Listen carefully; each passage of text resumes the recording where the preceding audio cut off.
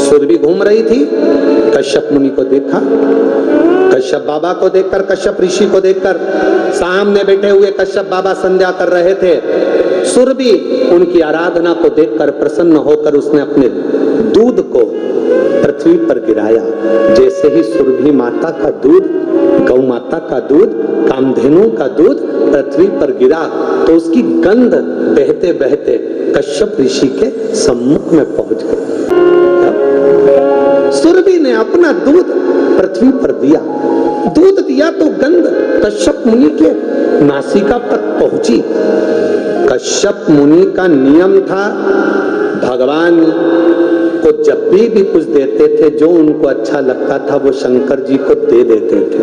कश्यप मुनि को वो गंध अच्छी लगी तो उन्होंने संध्या करते करते भगवान शिव को गाय के दूध की गंध शंकर जी को समर्पित कर दी।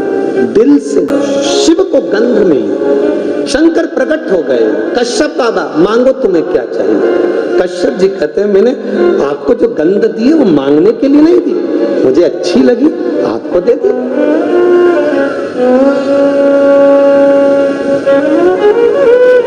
मुझे अच्छा लगा मैंने आपको दी। बाबा प्रसन्न हो गए। शंकर जी ने कहा कश्यप बाबा मेरा मन करता है कि ये सुरभि आपको मिल जाए। कश्यप ऋषि ने कहा कि ये सुरभि मुझे मिल जाए, अगर मैं सुरभि से विवाह करूं शर्त एक है, आपको सुरभि के कामधेनु के गर्भ से जन्म लेना पड़ेगा तो मैं सुरभि से शादी कर सकता।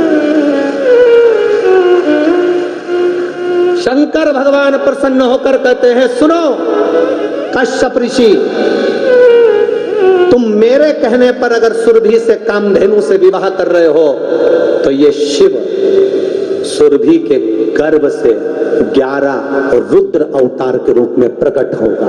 ये शंकर 11 रुद्र अवतार के रूप में कामधेनु गौ माता के उदर से प्रकट होंगे। शंकर के 11 रुद्र अवतार हुए थे, कपाली, पिंगल, भीम, विरूपाक्ष, अस्ताद, अहिवर्धन्य, शंभु, चंड, भव, शास्त्र, विलोहित, ये 11 रूप में 11 रुद्र के रूप में सुरभि गाय के गर्भ से मैं प्रकट होऊंगा, परंतु पहले आपको सुरभि से विवाह करना पड़ेगा। भगवान कश्यप ऋषि कहते हैं अगर आप कहते हो भोलेनाथ तो मैं विवाह करने को तैयार हूं, कम से कम मेरे घर में सुरभि के गर्भ से 11 रुद्र अवतार प्रकट तो होंगे, इससे बढ़कर सुकून और क्या। खबर पहुंचाई भगवान देवादिदेव महादेव ने दक्ष प्रजापति के पास में। दक्ष प्रजापति अपनी धर्म पत्नी वीरणी से कहो विवाह की तैयारी करे। सुरभि का विवाह, कामधेनु का विवाह कश्यप ऋषि से होने की तैयारी होने लगी। चारों तरफ आनंद होने लगा, पूरी पृथ्वी सजने लगी, पूरी पृथ्वी पर श्रृंगार होने लगा और गौ माता को हल्दी लगने लगी। आज गौ माता को हल्दी लगने लगी। सुंदर ओढ़नी गौ माता को, ओ मैया श्रृंगार तेरा लाल, ओ मैया श्रृंगार तेरा चूड़ा भी लाल तेरी चुंदड़ी भी लाल है। मेरी माताएं सब बोलो, चूड़ा भी लाल तेरी चुंदड़ी भी लाल है, ओ मैया श्रृंगार तेरा लाल है, ओ मैया श्रृंगार तेरा लाल है, ओ मैया श्रृंगार तेरा लाल है, ओ मैया श्रृंगार तेरा लाल है। सिंदूरा भी लाल तेरी बिंदिया भी लाल है, सिंदूरा भी लाल तेरी मैया भी लाग ओ मैया श्रृंगार तेरा ओ मैया श्रृंगार तेरा। महाराज श्रृंगार करने लगे। पूरी दक्ष प्रजापति की नगरी आज सजी है, क्योंकि माँ कामधेनु सुरभि का मंगल विवाह आज कश्यप बाबा से होने जा रहा। आनंद छाया पूरी नगरी में, सुख समाया पूरी नगरी में।